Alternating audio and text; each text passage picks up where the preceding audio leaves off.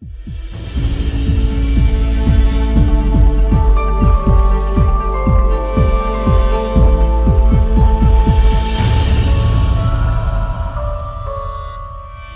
lembram qual é a última bem-aventurança? Sem olhar para a Bíblia aí, sem colar, tá? Qual que é a última? Como? Perseguição. Isso é uma bem-aventurança? Você quer isso para a sua vida? Mas esse é o clímax dessas bem-aventuranças, é mostrar que o reino desse mundo irá perseguir os filhos de Deus. É isso, essas pessoas que são bem-aventuradas, elas serão perseguidas. E agora o Sermão do Monte vai continuar. Jesus, ele vai começar a ensinar. Mas preste bem atenção. Onde o reino de Deus inicia? Quando que o reino de Deus inicia? Quando? Com Jesus. Jesus vem e diz, é chegado o reino de Deus. Em Jesus Cristo temos o início do reino de Deus. Por que o início? Porque é o já e o ainda não. Esse reino já começou. Mas ele vai ser concluído, consumado, quando o Senhor Jesus vir. Então inicia em Jesus. E esse reino de Deus, ele chega com poder e com influência. Tanto que ele foi capaz e influencia tantas e tantas vidas. É só olhar para a sua. Lembra como você era antes da sua conversão? Você lembra como você era? E você percebe mudanças na sua vida, mudança no seu caráter, no seu comportamento. Por quê? É uma ação de Deus na sua vida, a influência do reino de Deus.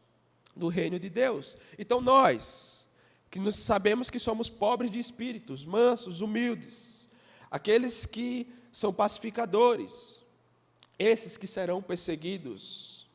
A pergunta é, eu quero começar com ela, como essas pessoas que pertencem ao reino de Deus podem viver nesse mundo? Como essas pessoas que são boas, e aqui eu falo boas, no sentido que estamos sendo trabalhados por Deus e mudados e moldados, podem viver no mundo? Como que elas devem viver?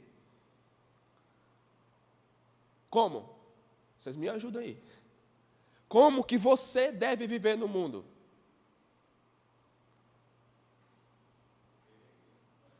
Como? Peregrino. Peregrino. Como um peregrino, né? Alguém que não pertence a esse lugar. Pensa, vou tentar ajudar. Por que você não joga um papel no chão? Eu estou partindo aqui que você não joga, tá? Se você joga, aí é outra coisa. Por quê? Porque você se importa com... Mas por que você se importa com a natureza? Porque é uma criação de Deus. Então você é um mordomo. Então você é alguém que cuida daquilo que é de Deus. Olha aí, um mordomo. Você se comporta como um mordomo. Como que mais você vive nesse mundo? Como? Que brilha a luz de Cristo. Aham. Como que brilha a luz de Cristo? Como que se faz isso? Sendo parecido com Ele. Vamos lá. Quando alguém te machuca e te fere, o que é que você faz? Por que você perdoa? Porque Jesus ensinou isso. É porque nós queremos? É óbvio que não. É porque imitamos e queremos seguir o nosso Senhor. Então há maneiras de se viver nesse mundo. E é pensando nisso, é com isso em mente que agora Jesus vai falar essa outra parte do Sermão do Monte. Abra aí sua Bíblia em Mateus, capítulo 5. O versículo 13 até o versículo de número 16.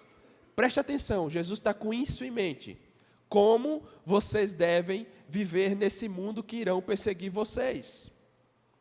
Então Jesus responde: vocês são o sal da terra. Mas se o sal perder o seu sabor, como pode restaurá-lo? Ele não servirá para nada, exceto ser jogado fora e pisado pelos homens. Vocês são a luz do mundo. Não se pode esconder uma cidade construída sobre um monte. E também ninguém acende uma candeia e a coloca debaixo de uma vasilha. Ao contrário, coloca no lugar apropriado, e assim ilumina todos que estão na casa.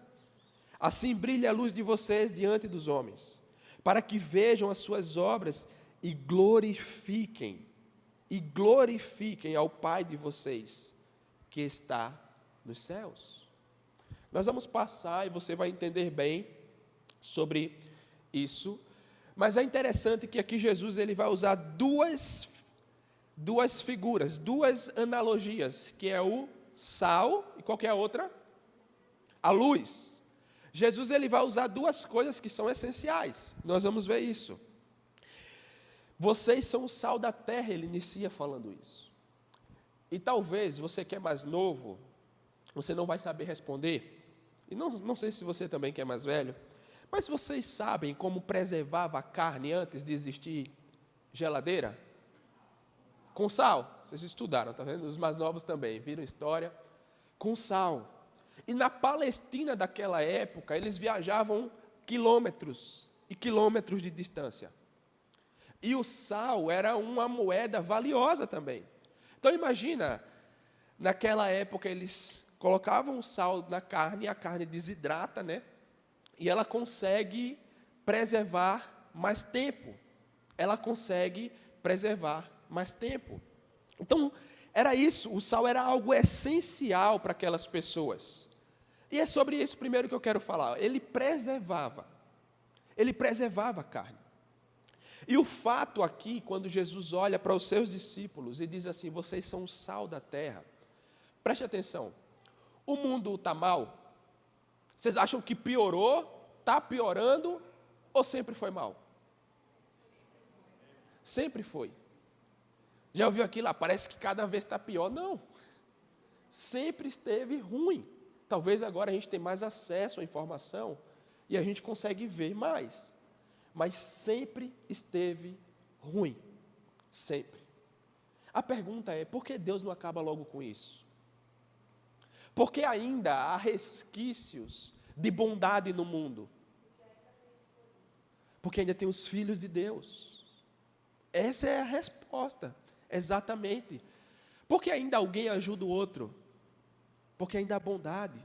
Porque tem os filhos de Deus. E é essa a ideia do sal. É alguém que preserva. E é por isso que Deus tem preservado o mundo, pensando nos bem-aventurados, nesses que são os filhos de Deus. E por sermos filhos de Deus, temos a capacidade de preservar coisas boas no mundo mal. No mundo mal. Vamos ver mais para frente sobre essa influência do Evangelho, quando nós chegarmos na parte da luz, que esse é um ponto crucial. Mas o sal, ele preserva. E é por meio dos filhos de Deus que o mundo ainda não é destruído. Que o mundo ainda não acabou. Não acabou. Ele não só preserva, mas também o sal dá sabor. Você já comeu uma comida sem sal? Aí você coloca um pouquinho de sal, dá uma realçada, né? Se você tem uma hipertensão, você coloca só um pouquinho mesmo, mas já dá uma diferença. E é essa a ideia também. Os discípulos, eles não só preservam, mas eles dão sabor. Eles dão sabor. A vida com os filhos de Deus é diferente. Por exemplo, alguém que vai nas cataratas, depois dessa tempestade, eu imagino que lá o volume de água deve estar altíssimo.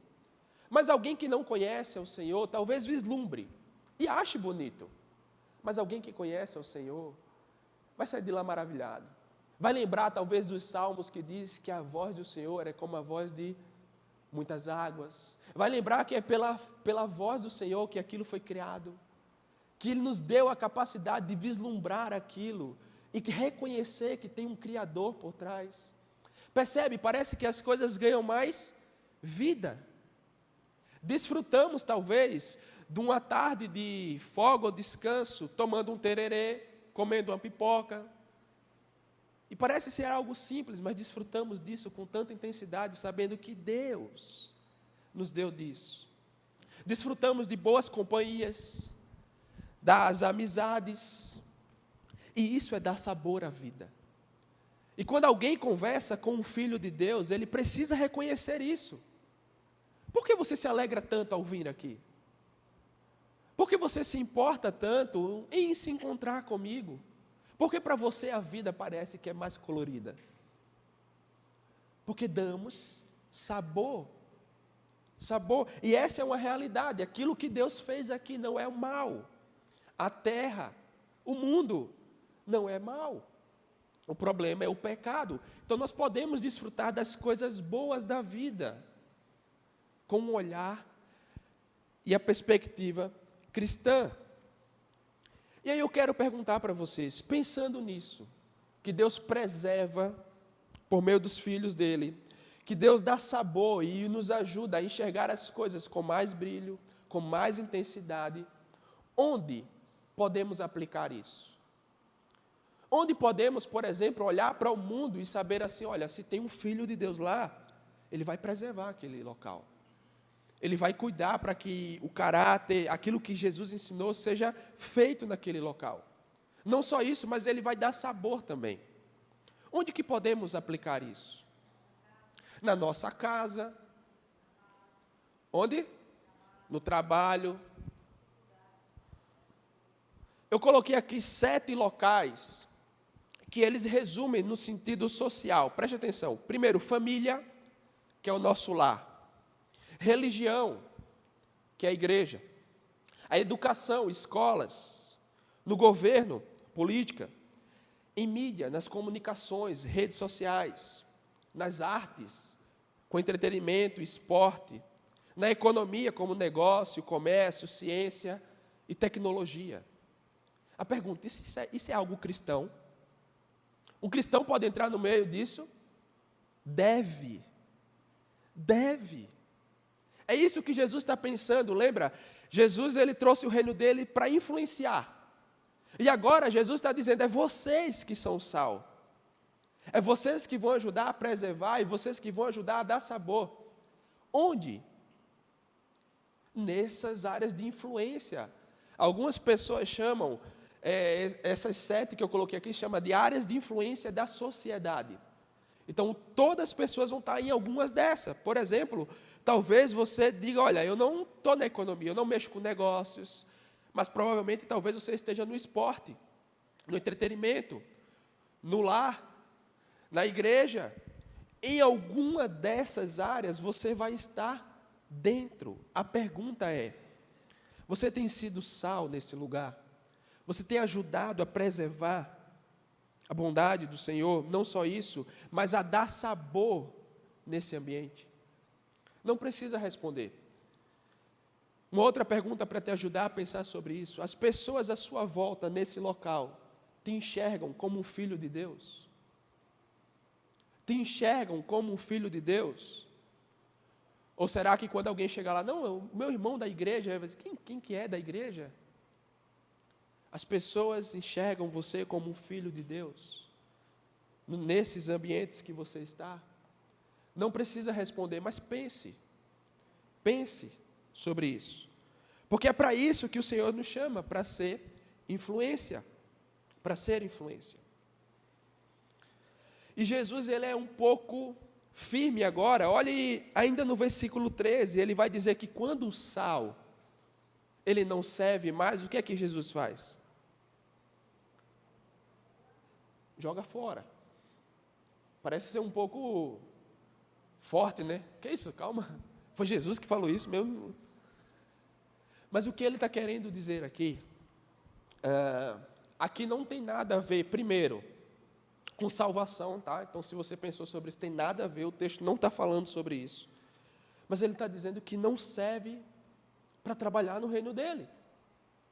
Não serve para estar servindo no reino dele. É alguém que não consegue temperar, alguém que não consegue ajudar a preservar, ajudar a dar sabor. Essa pessoa, ela não serve. Jesus está dizendo, olha, você quando perdeu o sabor, as palavras dele, né?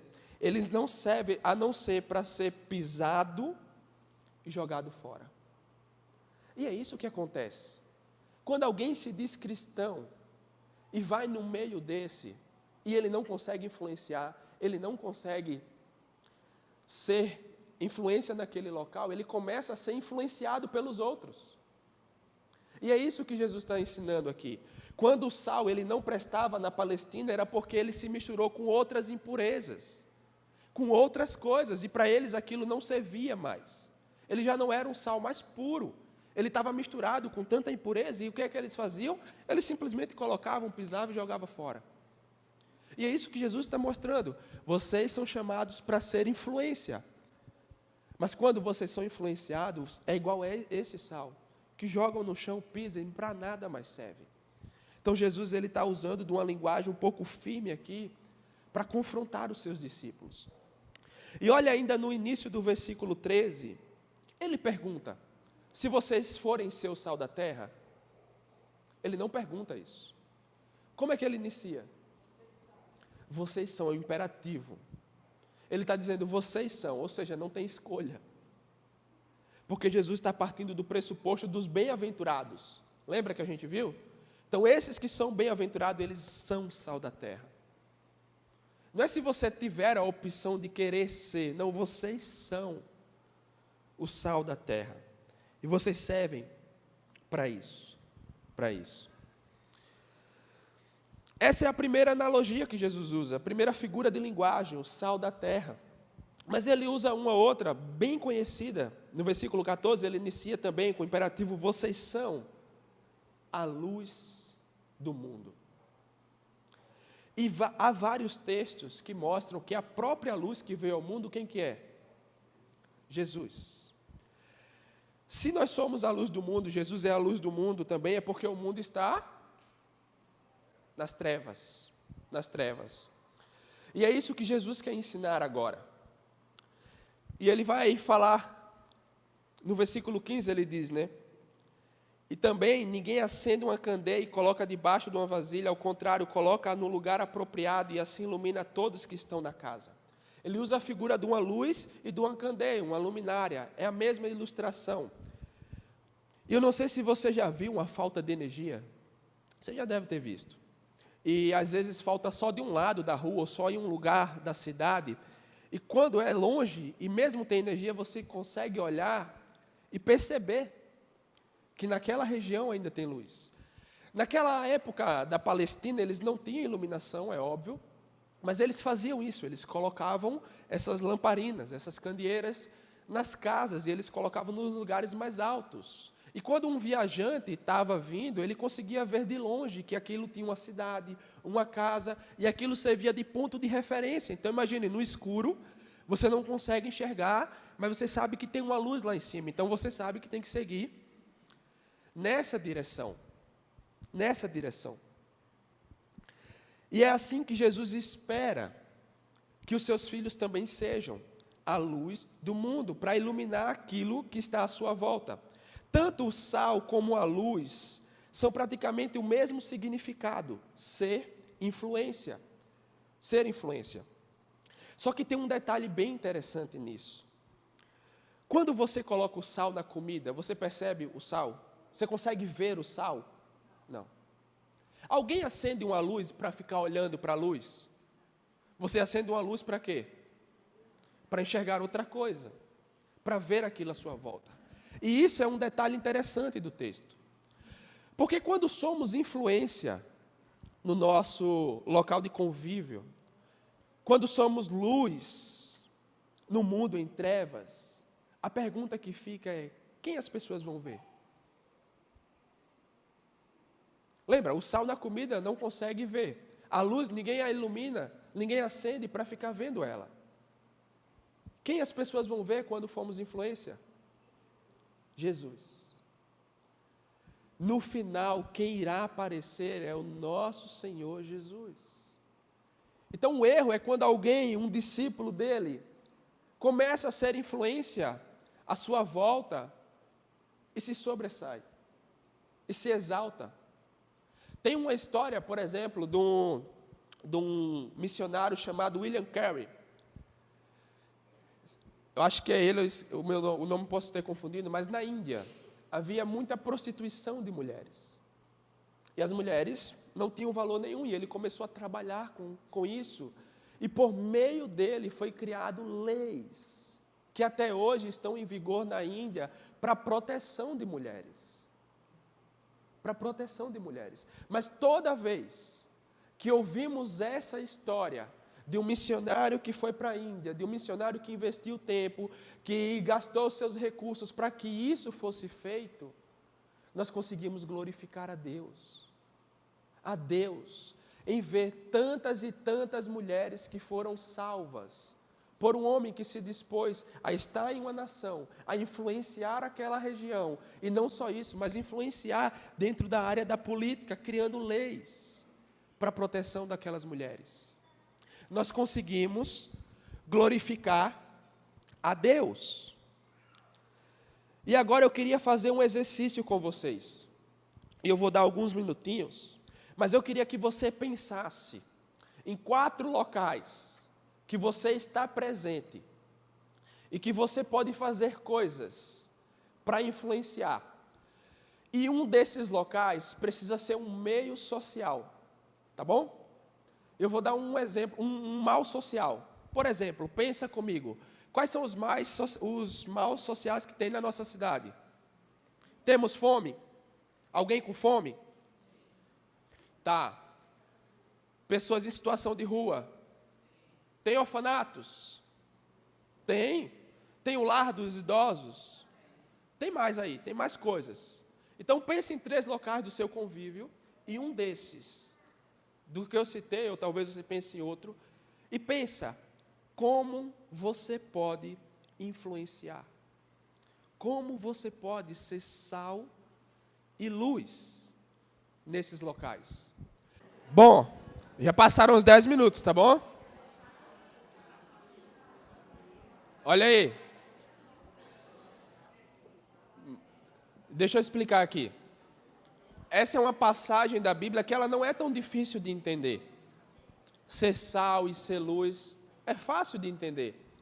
Mas lembra lá no início que eu falei que a ideia de Jesus aqui era falar sobre influência? E eu creio que um dos propósitos dele, ao falar sobre isso, é instigar o povo de Deus a pensar sobre isso. Que foi exatamente isso que foi feito aqui. A pensar como o mundo está e a pensar como um cristão pode influenciar. Porque nessa aqui não é difícil entender. A parte mais difícil vem agora. A parte mais difícil vem agora. E eu quero ouvir vocês agora.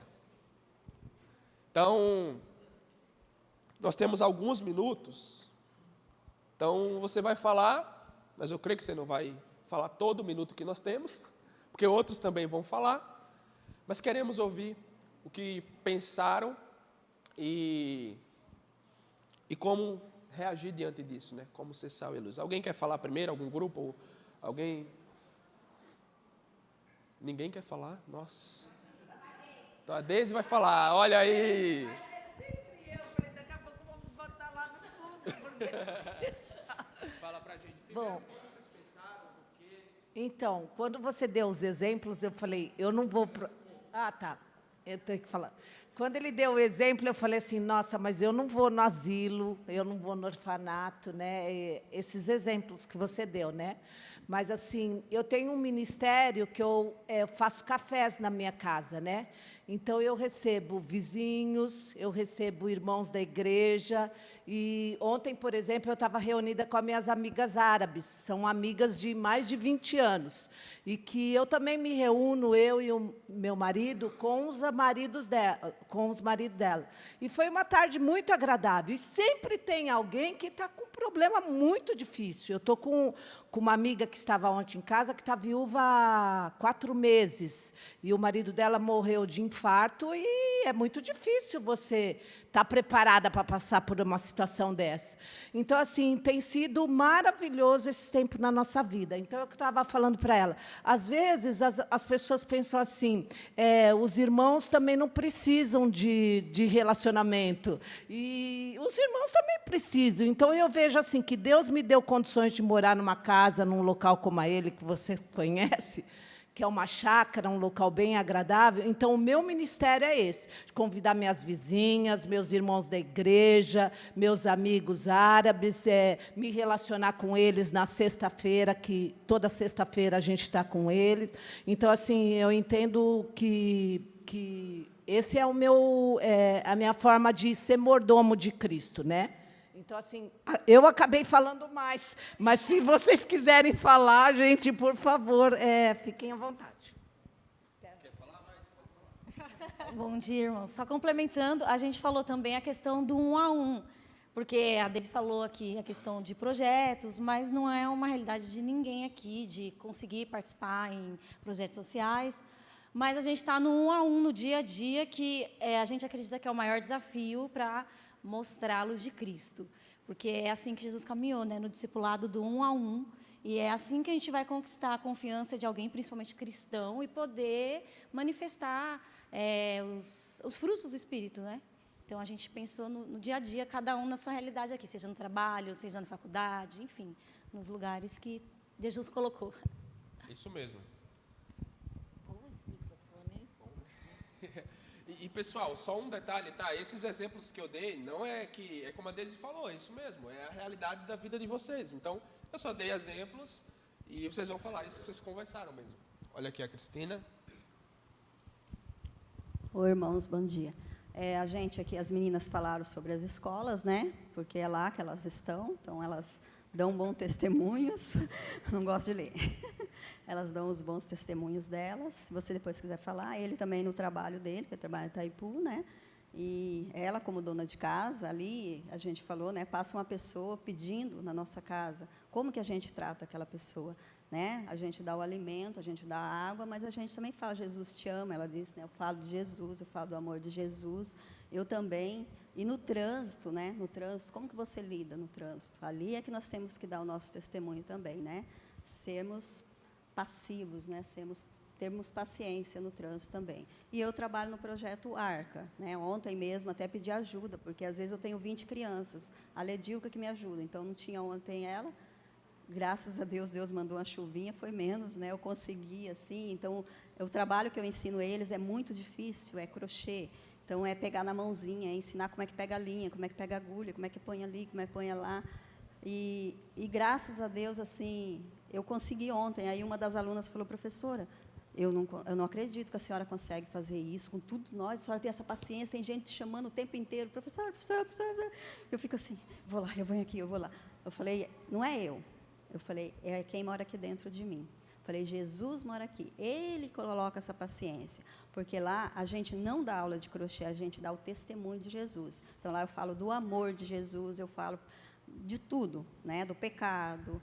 Então, a gente quer dar bom testemunho. A gente tem alunos já que estão trabalhando fora, aluno que eu comecei há 7 anos atrás, hoje estão trabalhando, um está trabalhando na Caixa, tem outras meninas que já, 2, 3, que estão trabalhando fora.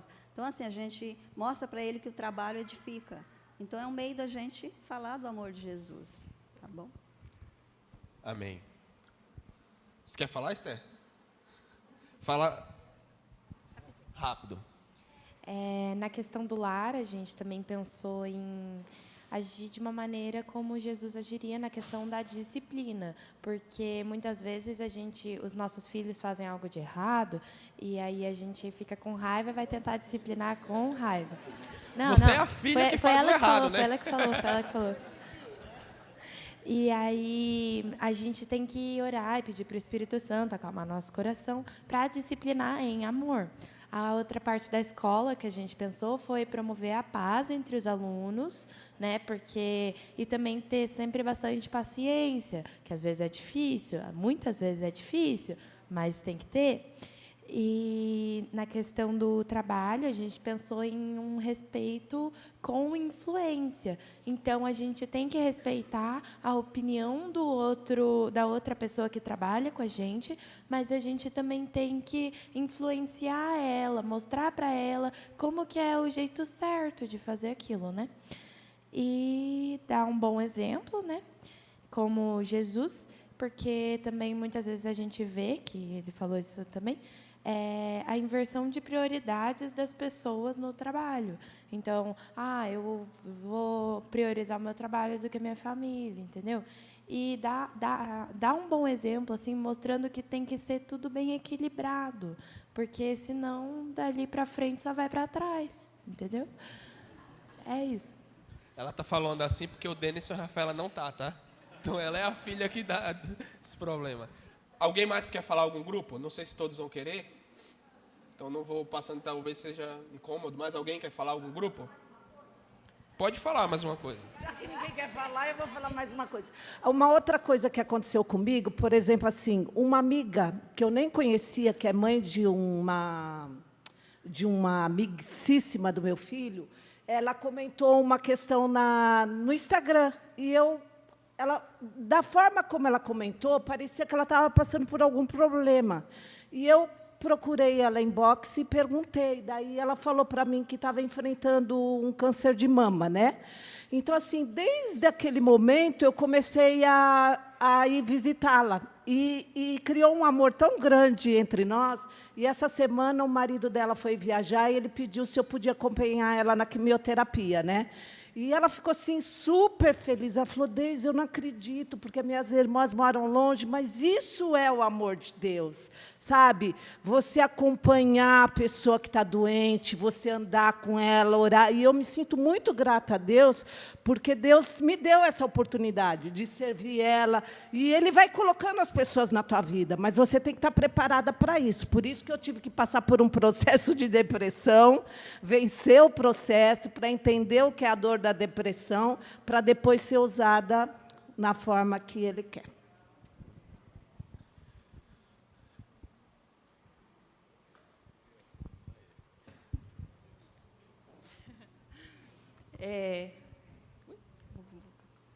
Eu acho bem interessante que eu creio que muitas das vezes a gente quer dar desculpas, né? Pode até ser, porque na correria do dia a dia a gente fala assim, eu não tenho tempo, eu não posso. Como eu estava compartilhando aqui com o meu grupo, que no meu caso, cuido dos meus 3 filhos, do meu esposo e tal, e então eu não tenho muito contato externo, né? E aí eu estava falando para ele que eu gosto muito da questão de, digamos, o que eu posso usar, que eu acho também bem pertinente, é as redes sociais, né? Muitas das vezes eu não posso estar visitando amigo por amigo, ou vendo todo mundo, ou conversando com todo mundo, mas sempre que eu posto alguma coisa, eu falo de Jesus, porque é um caminho que a gente também pode utilizar, né? Sabiamente. Tem pessoas usando errado, sim, com certeza, mas que ali é uma porta que a gente também pode estar utilizando, porque muitas das vezes ali, que nem ela estava falando, né, às vezes as pessoas pegam e abrem o coração. Já também chegou alguma vez para mim pedindo oração, pessoas enfrentando câncer, pedindo oração, pessoas que não me conheciam. E aquilo tocou muito meu coração, porque muitas das vezes a gente acessa pessoas que a gente nem conhece, que muitas das vezes a pessoa não abriria a porta da casa dela para a gente entrar, mas através da rede social a gente consegue acessar essas pessoas, né? Então, assim, uma coisa que está sendo usado para o mal, a gente pode vir usar para o bem, para conseguir acessar muitas pessoas que a gente não acessaria no nosso cotidiano normal.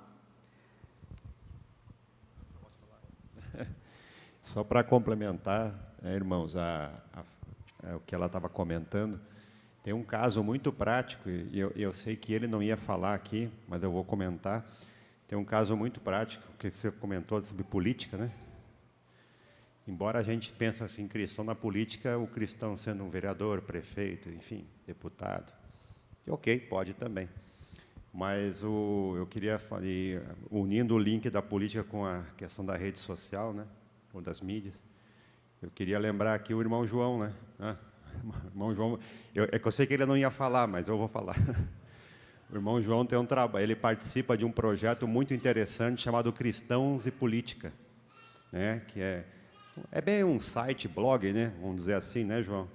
Aonde várias pessoas, né, estudiosos, doutores, professores, trabalham essa questão dessa dinâmica, como os evangélicos se relacionam com a política.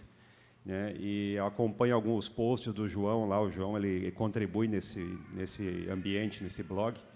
E é interessante porque assim, né, aparece obviamente lá os maus exemplos, né? Os maus testemunhos dos evangélicos que dão mau testemunho dentro da política, né? E o João ele não sai na defesa, vamos dizer assim, querer defender os maus testemunhos, né, João? Eu vejo que o João sempre pontua, muito pelo contrário, ele pontua a importância, muitas vezes, que o povo de Deus tem nos contextos sociais da periferia, dos lugares menos favorecidos, né? E como que lá os cristãos conseguem trazer uma dinâmica diferente para aquela comunidade. Então, ali é um tipo de rede social, não é bem uma rede social, né? Mas é um ambiente interessante, né? Que eu vejo que o João aproveita ali para trabalhar sem criar nenhum tipo de estigma, né? De uma maneira muito tranquila, mas dando ali uma ênfase interessante nessa questão. Eu acho um exemplo bonito aí. Que bom. Vou chegar devagarzinho, porque...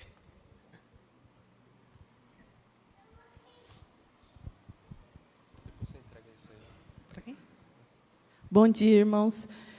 Uma das necessidades que a gente identificou aqui em Foz do Iguaçu é o tráfico humano, né? Não sei se todos os irmãos sabem, mas Foz do Iguaçu é uma das principais rotas de tráfico humano do mundo.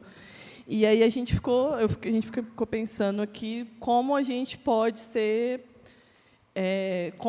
interferir nessa situação. A gente sabe que é uma situação bem delicada, né? É o segundo ou terceiro crime mais rentável do mundo, mas uma das coisas que a gente percebeu é que nós podemos fazer um trabalho de conscientização, né? Então, no dia a dia. E aí uma das coisas que eu estava conversando, eu e a Thaís, como mães, né, a gente sempre está nos parquinhos aí, Gramadão e tudo mais. E aí estar atenta, porque existem muitas mães, pais que estão desatentos, né? E a gente sabe que os criminosos circulam nesses ambientes. Então a gente tem que estar atento e fazer esse trabalho de conscientização com outros pais, outras mães, alertando, né, para ficarem atentas. E onde a gente for e perceber alguma coisa, ligar o sinal de alerta e quem estiver perto também compartilhar. Mas é isso, pessoal. A realidade é que existem muitas necessidades, muitas. E a ideia é realmente olhar à sua volta e fazer isso que Jesus está ensinando a fazer, como ser sal e luz. Mas há um alerta final desse texto e que Jesus deixa claro. Olhe comigo o verso de número 16. Jesus encerra a sua ideia falando assim: então, vocês são sal e luz, assim brilha a luz de vocês diante dos homens. Ou seja, façam isso, para que outros vejam. Mas para quê? Para que vejam as suas boas obras e glorifiquem a Deus, o Pai de vocês, que está nos céus. É um alerta que Jesus nos dá, por quê? Porque há uma tendência em fazermos coisas boas e corrermos o risco de achar que somos bons. Somos sal e luz? Sim. Mas para quê? Para que glorifiquem a Deus. Para que glorifiquem ao Senhor. Então, por isso, o final das nossas conversas terminam sobre Jesus. Sabe, o nosso testemunho de vida não é sobre a gente, é sobre como Deus nos transformou. As nossas boas obras não é sobre nós, é como Deus nos dá a capacidade de fazer isso. E esse é o alerta de Jesus. É como se ele colocasse uma exclamação e cuidado. Porque é uma tendência em ser sal e luz e, no final, olhar e dizer, uau, eu consegui mudar toda uma sociedade, eu consegui mudar tudo à minha volta. Não, façam isso para que todos glorifiquem a Deus, o vosso Pai que está nos céus. E é para isso que vamos fazer? Chamar as pessoas para tomar café em casa, conversar nas redes sociais, na escola, com tráfico de pessoas, conscientização, nas redes sociais, como o blog do João, todas as coisas que vocês conversaram, o final é a glória de Deus, é a glória do Senhor. Por isso a pergunta, sempre quando vamos fazer algo, isso vai glorificar a Deus? Isso glorifica o meu Senhor, o meu falar, aquilo que eu estou falando, remete à pessoa de Deus? Ou quando eu sair, vão simplesmente lembrar do que eu fiz e me colocar, talvez, como alguém que sobressai sobre os outros? Não, o final é Deus, a glória de Deus. E tem um texto interessante, e com esse eu encerro, 2 Coríntios 4, 7, depois você pode olhar, Paulo vai dizer assim, são tesouros em vasos de barro. E esse texto linka com esse final aqui, porque não sei você, mas eu já me perguntei muitas vezes, Senhor, por que o Senhor não arranca o pecado de uma vez da minha vida? Porque o Senhor vai me santificando aos poucos? Porque isso é um processo, às vezes, lento e demorado. Paulo responde em 2 Coríntios 4, 7. Porque esses vasos de barro que tem um tesouro, no final, a obra vai ser para a glória de Deus. Há um propósito no Senhor em nos moldar, e no seu ritmo, e no seu tempo, para que no final ninguém chegue lá dizendo assim, eu cheguei pronto, não. Todos vão reconhecer o processo e o tempo que o Senhor levou para moldar cada um. Vasos de barro, mas que é precioso para o Senhor. Porque no final a glória vai ser dele também. Então sejam sal e luz, mas tendo isso em mente, a glória do Senhor. A glória do Senhor. E isso é sério, irmãos, porque há uma coisa que Deus não negocia. E é a sua glória. E a Bíblia diz que Ele não divide ela com ninguém. Com ninguém. Mas lembre-se da nossa tendência em querer a glória. Não. Ela é do Senhor. Ela é do Senhor. Então, glória a Deus por todas essas coisas. Glória ao Senhor por tudo isso que é feito. E eu acho que tem mais coisas que iriam falar. Glória a Deus. Glória a Deus. Vamos.